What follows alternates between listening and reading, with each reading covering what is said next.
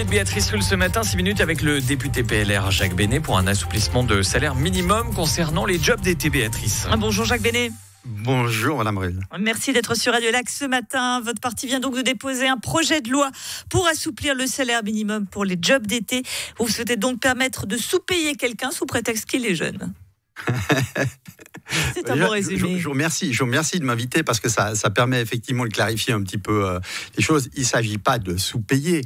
Avant, les jobs d'été existaient. Aujourd'hui, il y en a beaucoup moins parce que justement, il y a eu l'introduction du salaire minimum. Donc, ce qu'on veut simplement, c'est pouvoir recréer des postes de travail pour les jobs, pour les étudiants qui aiment bien travailler pendant l'été. Donc, il ne s'agit pas de sous-payer, mais de laisser faire le marché.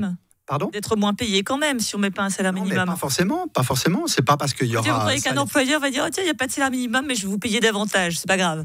Mais c'est ce qui se passe d'ailleurs avec les conventions collectives de travail ou même dans certains domaines. C'est le marché qui décide. C'est pas parce qu'il y a un salaire minimum que tout le monde est au salaire minimum. Quand vous dites que y a moins d'employeurs qui utilisent ce fonctionnement de job d'été, vous pouvez le quantifier ?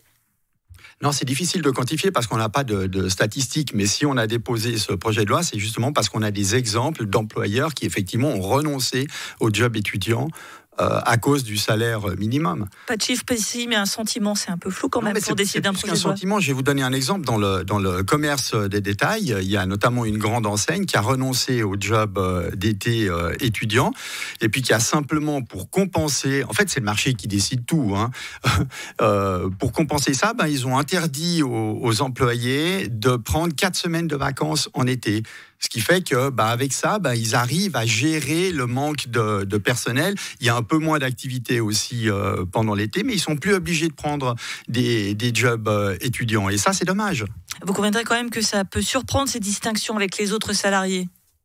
Oui, mais sur le canton de Neuchâtel, ça pose aucun problème. Il y a des jobs d'étudiants qui sont effectivement. Alors eux, c'est même pas c'est pendant les vacances. Puis c'est 3 mois en plus. Tandis que là, on est sur 2 mois. Enfin, moi, je trouve que l'intérêt, il est même plus pour l'étudiant que pour l'entreprise.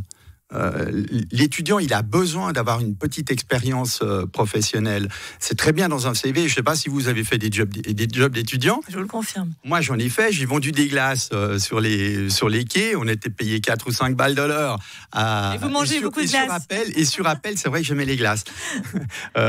J'étais livreur à la boucherie du Mollard. C'était des jobs qui m'ont aussi formé. Donc moi, je prenais ça comme une formation. Et puis effectivement, on n'était pas à 23 francs de l'heure.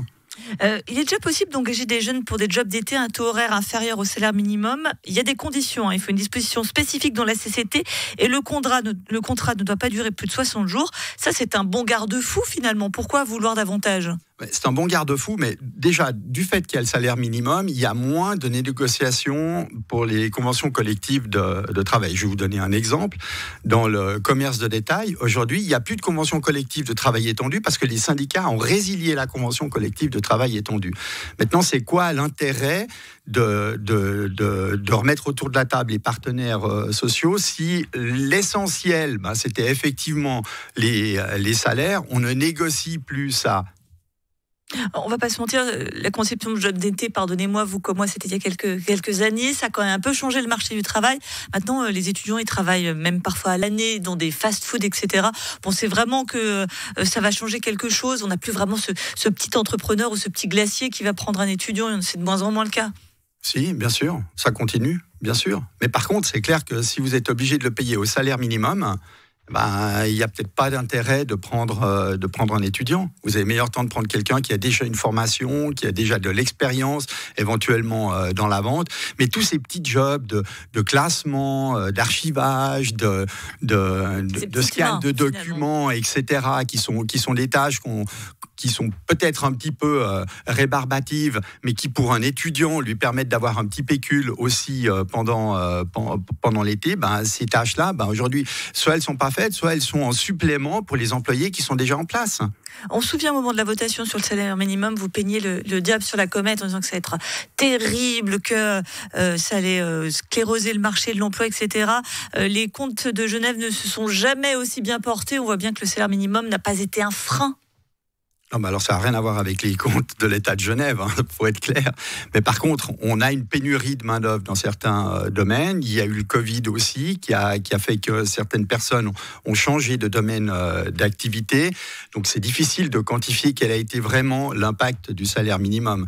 Par contre, ce qui est clair, c'est qu'en fait c'est toujours la même chose, c'est que c'est le marché qui décide tout. Donc s'il y a un salaire minimum et puis que l'entreprise, elle, doit prendre sur ses marges et puis que ces marges ne sont pas suffisantes, soit effectivement il y a les prix qui augmentent si le marché accepte que les prix augmentent, que ce soit des produits ou des prestations, et puis sinon c'est d'autres avantages qui sont mis en péril ou qui sont supprimés. Je vous donnais l'exemple des 4 semaines de vacances en été dans une grande enseigne du commerce de détail. C'est ces choses-là qui sont renégociées ou qui sont imposées aux employés pour pallier justement au fait qu'il y a une rentabilité qui est inférieure.